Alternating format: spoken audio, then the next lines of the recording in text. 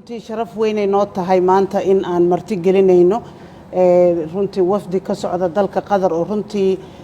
kulan taariikhi ah ay la qaateen ra'iisul wasaaraha waxaan runtii aan halkan aan ka dareemaynaa hawlihii hore u socday mudane ra'iisul wasaare oo bishii July aan ku tagnay Hobyo iyo Baraawe oo aan uga hadlaynay dhismaha arrimaha ku saabsan dekadaha iyo wadooyinka dalka Soomaaliyeed ma lagu horumarinayo dhaqaalaha iyo isdhaxgalka inay runtii ay arin bilow wanaagsan ay tahay maantana aan arkayna inay noo yimaadeen madaxdii ama mas'uuliyiintii ka socday dalka Qatar si ay hawshaasi u hirgeliyaan ama ay u dhameystiraan hawlihii hore loo bilaabay haddii ay ahaan lahayd wadooyinkii la bilaabay hadda dhismaheedii socda haddana waxa inoo socda maanta ay u socdaan wafdigaani in ay marka ay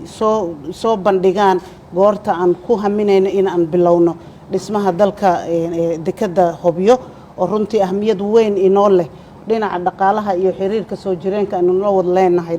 dalka Qatar taasoo runtii xiriirkaasi ay badin doonto dhinaca shaqo abuurka dhalinyarada ama horumarinta bilicda wadanka ama horumarinta